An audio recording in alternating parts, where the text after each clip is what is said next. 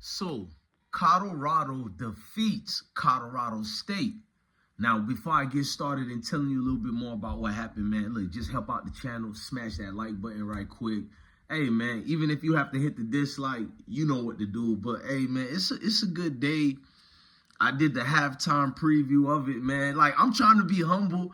I actually feel bad for Colorado State, like, because I did a video going in on them, but it's like, you know what? I'm going to savor the moment, but it's time to move past Colorado State.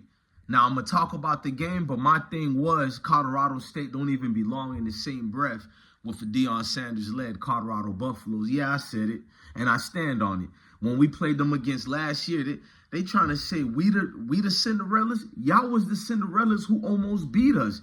You guys won regardless if you had an L or a W, just competing with Colorado and almost beating us. Every pundit and everybody in the media gave y'all praise while they talk bad about Colorado Buffaloes. But let's fast forward. So the game started fast like this. First quarter, a lot of miscues from both teams. Colorado was the more efficient team, but too much mistakes. You got a little bit worried because Colorado State scored 3 points.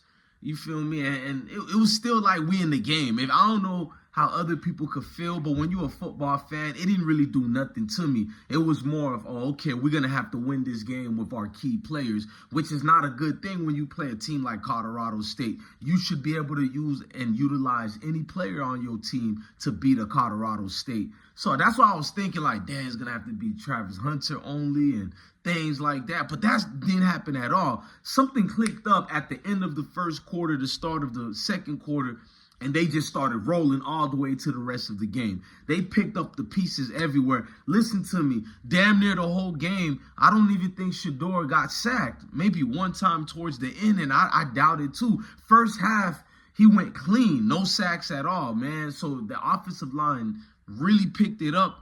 They stepped up. They understood the assignments that they had to pick up this game, bro. It's like vital right now, man. Those hogs in the front of your offensive line or even your defensive lines are vital to any team, bro.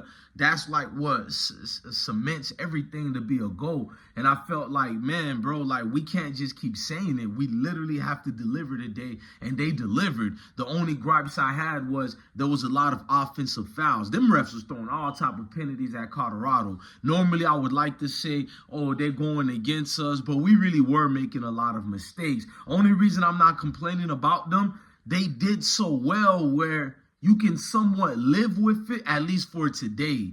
You're going to probably improve on it this coming Monday. But for today, I'll live with it, bro. Them boys shine.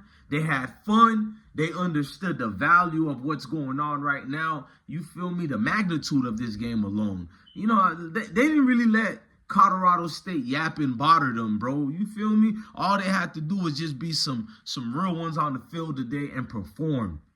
And they performed, man. Third quarter comes out, and they still rolling again. They stayed stagnated for a little bit because it really should have been 40-something to 9, or if you take out one of the key fumbles, 40-something to 3. I'm sorry, I'm going to stand on it. Colorado made a lot of mistakes, but they were cruising the whole game. So it's like you can live with them. At that point, you're experimenting with what type of plays you got for the X and O's on your offense and defense. You're getting ready for your next opponent during the second half. You feel me? You're not supposed to sleep on Colorado State, but let's just be real. Their quarterback yaps a lot, bro. I noticed that in the game, he's sizing some of the players. He's talking about, you feel me, like you a little dude and all that. He said this man has 16 yards passing in the first quarter. The only reason I think it ended up 30 yards passing in the first quarter, in the whole entire half, he had 16 yards passing. I think they had a little 20-yard pass conversion that made him have like 30 yards for the entire first half. You feel me? It was embarrassing to see him yap the most than some of the key players. I know he's a key player himself, but to that degree, I don't know, man. I see it different from my point of view and their point of view. And you can call me biased, but it is what it is. I don't look at Colorado State like a university that should have been on the field with a Colorado, but we got to play them. It is what it is. I mean, people don't like truth. I like speaking about it when it comes to football. I feel like the better team is always going to win. You don't see me making excuses when Colorado lost against Nebraska. I said we lost. Deion Sanders and everybody said we lost. You feel me? Even well-off media said it as well. We got embarrassed. I appreciate that. But I'm listening to the announcers, and they're talking about, oh, Colorado State, it just wasn't their game today. Sometimes things go the other way. They can't control. I was like, what? So y'all already got the excuses getting ready to be made for Colorado State? Can you imagine? Even when Deion Sanders wins, we get criticized. You know what I mean? Like, we can't win if we try, but I'm not trying to be folks who feel like they're bullying us and all that. I'm going to live with this victory and feel good. The team overcame a whole lot. They bounced back. You feel me? I don't want to discredit Jay Norvell. You know, if he was a likable dude, I can somewhat feel him, but you're raising dudes who just only get up for the moment to yap instead of embracing that Colorado, the state of Colorado has a lot of eyes on it. So utilize that to grow your program. But instead, I guarantee you when you're recruiting players, you're bringing up Deion and Colorado name every single way, bro. I'm just being honest with you. Enjoy this moment while it's here because we know moments like these don't last forever.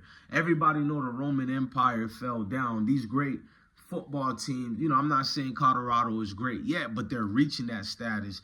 And if they reach that one day, as two, they could fall down, meaning from the coaching staffs to everybody not even being there anymore. It's one of these situations where what have you done for me now, not lately? You feel me? Notice how I flipped that. Just my kind of thing. Right now, dude, what are you doing for me now? You see Florida Gators.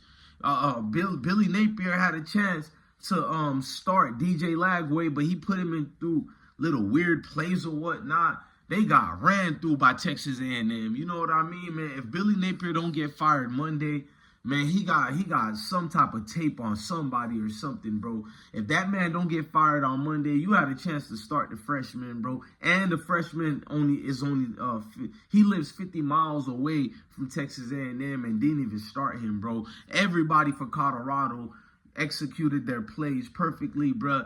Like from the running backs, you got Webster, you got Shepard was balling. Even the one he missed, I think it was a 50-yarder Shador threw, and it was perfect, but he just dropped it. It wasn't because of Isaiah Larry, the defensive back of Colorado State, who was getting overhyped and being overrated by these pundits that was commentating the game. It was just uncomfortable to listen to, but I was proud of Deion Sanders. I was proud of all the staff. It was one unit for real, man. They moved in motion. There was no person holding them, back and getting into the situations of just being something that's holding them boys to lose again. They stood on business this time, man. Look, I don't want some of you fans, bro, to come back, bro, because we know y'all going to come back around talking about, oh, we back. Like, we don't want y'all here, bro. I'm going to be real, bro. Y'all only come when it's looking good. What make you a real team is to embrace the losing side of things, because even in a loss, you can find key things that can help you win and fix those cogs in your teams to fix it the right way. You feel me?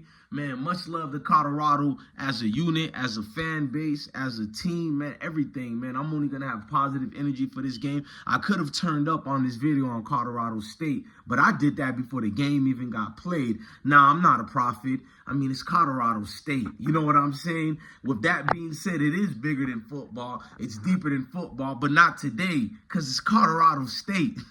Love your family. Love your kids. Stay blessed.